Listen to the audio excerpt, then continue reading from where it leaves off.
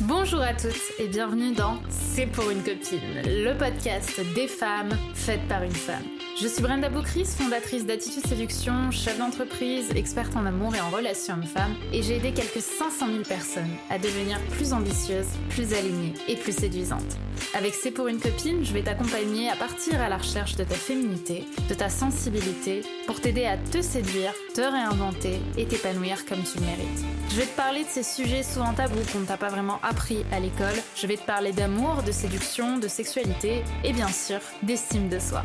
Alors que tu sois confortablement assise dans ton canapé, en train de courir un Starbucks à la main ou encore dans ton métro quotidien, je t'invite à oublier le monde pendant quelques minutes et on se lance dans l'épisode du jour.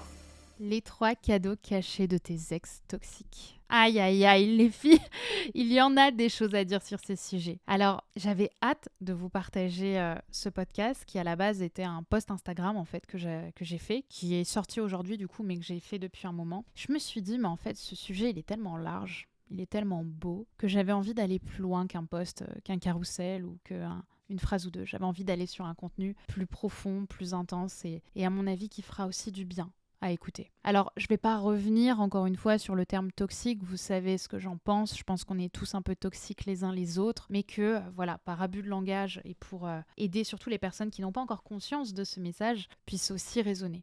Mais comme je vous l'ai dit, en une ligne ou deux, enfin en une phrase ou deux, pour moi, on est tous un peu toxiques les uns les autres. Ça dépend en fait ce qu'on fait rentrer dans sa vie, de quoi on a besoin aussi en termes de toxicité, parce qu'on a tous des ombres par rapport à ça, mais qu'en vérité, il faut faire la différence entre toxique et dangereux, et qu'il faut surtout plutôt mettre la lumière sur ce qui est dangereux. Mais voilà, si je devais l'appeler autrement, j'aurais appelé peut-être 3 apprentissages sur tes relations galères que tu as pu avoir et sur les hommes qui, selon toi et selon ton histoire, t'ont fait beaucoup souffrir. Alors, je parle ici évidemment donc des relations, comme je le disais, qui t'ont beaucoup marqué par le négatif, par la douleur, etc. Et le projet ici, c'est pas de transformer cette peine que tu as eue. Elle est légitime et je suis contre, tu sais, ces discours un peu américains où on dit mais gratitude d'être passé par ça, waouh, c'était tellement, au final, ça m'a tellement appris sur moi de souffrir à cause de ce mec. Non, je pense que faut arrêter avec ces discours-là qui donnent presque de la légitimité, parce que je pense finalement qu'on ne l'écrase jamais ce négatif et qu'il faut arrêter de mettre le négatif justement dans une petite case où on le cache bien. Je crois qu'au mieux justement on croit cacher le négatif d'une relation, mais qu'au final ça ne marche jamais, on n'écrase rien. Au mieux on le met dans un déni qui va ressortir à un moment de notre vie et nous empêcher justement de réussir les relations et de qu'on a envie d'avoir et nous rapprocher de l'amour. Donc je suis contre ces discours de gratitude d'avoir souffert dans ma vie. Sinon je serais pas là où j'en suis aujourd'hui. Oui, mais si t'en es là aujourd'hui, souvent c'est qu'on cache aussi ces choses-là. Sinon, on n'aurait pas besoin de le répéter. Aujourd'hui, ce que je veux te montrer, c'est que ces relations-là, aussi douloureuses soient-elles et aussi douloureuses étaient-elles, elles t'ont aussi et pas seulement laissé des cadeaux. Elles t'ont apporter des choses, des cadeaux justement que tu peux découvrir, des choses, des manières, des apprentissages sur toi qui peuvent peut-être donner un peu de sens que tu n'aurais pas vu à ces relations. Mais le but, c'est que ça te fasse du bien. Le but, c'est pas de se dire il n'y a eu que du bien en fait dans cette relation, maintenant je suis une warrior. Non, j'y crois pas. Mais plutôt de voir les choses autrement, dans un autre prisme, où finalement, ça t'a permis de te découvrir aussi différemment et de pouvoir peut-être découvrir des choses sur toi que tu n'avais pas imaginées grâce à cette relation et surtout, t'apporter du soutien.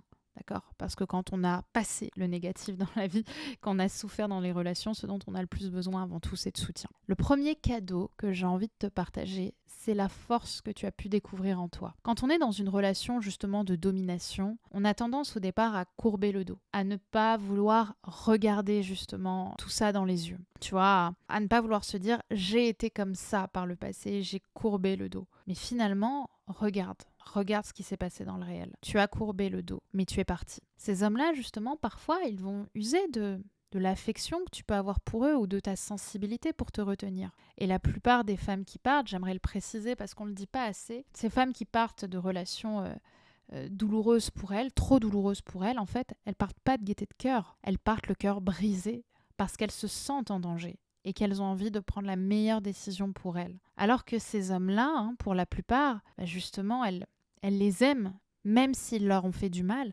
elle les aime, ces hommes-là. Tu l'as aimé, cet homme-là, et tu l'as sûrement aimé quand t'es partie. Peut-être que tu l'aimes toujours. C'est ce qui fait qu'elles sont pas parties avant, d'ailleurs, hein. Souvent, ces femmes-là, c'est parce qu'elles aimaient. Et un jour, elles ont eu cette force énorme. Tu as eu cette force énorme de partir, de quitter l'homme que tu as aimé. Je l'ai fait aussi, hein. Je sais ce que c'est. On se demande parfois comment on va faire pour construire notre vie sans cette personne-là, sans cet homme qui avait tellement d'importance dans notre cœur, dans cette intensité émotionnelle qu'on pouvait vivre à ses côtés. Comment on va faire pour vivre sans lui alors qu'on le voit partout? Pourtant, c'est ce que tu as décidé de faire. Et pour ça, il faut une sacrée force. Une sacrée force. Cette force, elle n'est peut-être pas complètement équilibrée encore pour toi, hein. Peut-être que tu ne te sens pas complètement en paix et c'est ok. Mais tu sais que cette force, elle est en toi. Tu sais que tu es capable de faire de grandes choses parce qu'il en fallait du courage. Il en fallait du courage pour partir. Il en fallait du courage pour pas dire mais finalement en fait, ce mec je l'aime, pourquoi est-ce que je pars? Cette force,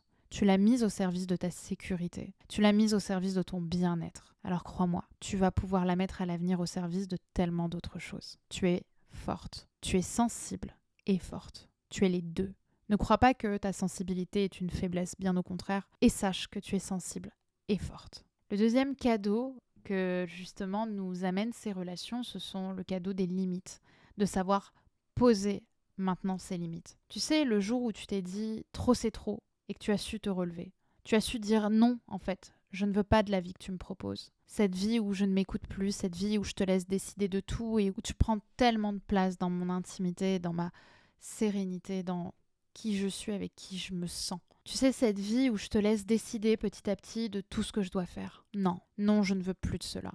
Je veux bien plus que ça. Et en fait, ces limites, maintenant, pour la suite de ta vie, pour la suite de tes relations, de ces belles relations que tu vas avoir, ou de cette belle relation que tu vas savoir les remettre au bon endroit dans ta vie. Tu vas savoir poser ta vision sur les choses et surtout être écouté. La bonne personne pour toi, c'est entendre tes limites. Ça ne rentre pas toujours du premier coup, parfois ça rentre du deuxième ou du troisième, mais en tout cas, ce que cette relation par le passé t'a apporté, c'est qu'aujourd'hui, tu sais ce que tu ne veux plus accepter dans ton intimité, à tout ce qui va toucher à ton intégrité. Tu sais aujourd'hui que si quelqu'un va trop loin, tu peux lui dire stop.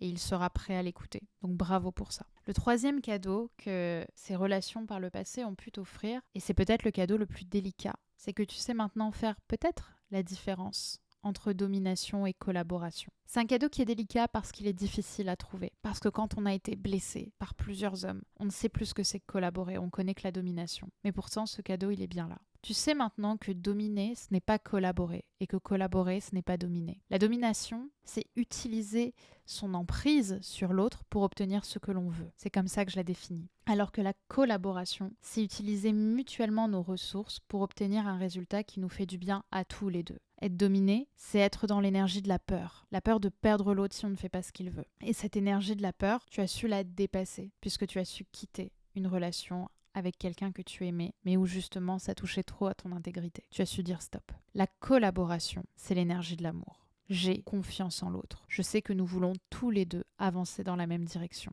Néanmoins, attention, justement, comme je l'ai dit, quand on a été souvent dominé, on a créé ce schéma dans sa tête en se disant que dès que l'autre essaie d'obtenir quelque chose de nous, on va se défendre à la moindre occasion. Évidemment, c'est normal d'avoir des doutes. Mais tout l'enjeu, c'est de savoir faire la différence entre quelqu'un qui est maladroit ou qui a envie d'obtenir quelque chose sans chercher à te faire du mal et quelqu'un qui a vraiment une volonté de domination sur toi. Alors, sois observatrice. C'est normal d'avoir des challenges. Le plus important, ce qui compte, c'est comment ils se règlent et comment on va interagir l'un et l'autre pour qu'ils se règlent. Donc pour conclure, voilà ce que je te dirais. Je te dirais que oui, tu es passé par des orages, tu es passé par des tempêtes. C'est pas facile. Ce que tu as traversé, c'est pas facile. Et surtout, c'est pas facile de quitter quelqu'un qu'on aime, d'aller au-delà de ça. Et bien sûr, c'est normal d'être marqué. Ne crois pas les discours qui te disent que tu l'oublies en un claquement de doigts. On n'est pas des machines. On n'est pas des machines à performance. T'es bien plus sensible, bien plus grande et bien plus honorable que ça. T'es un être humain, t'es une femme humaine avec tout son cœur et toute sa sensibilité. Alors j'espère déjà que tu auras pris conscience que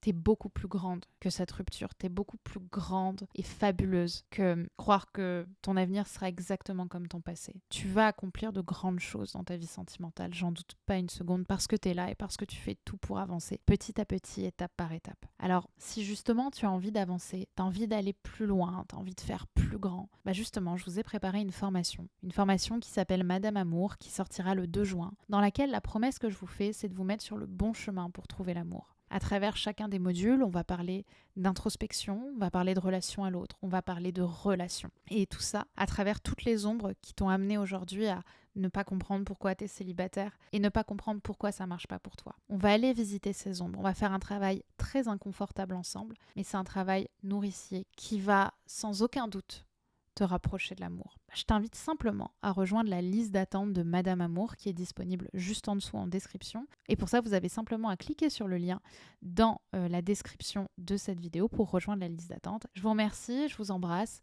et j'ai hâte de vous retrouver très bientôt pour un nouvel épisode. Gros bisous.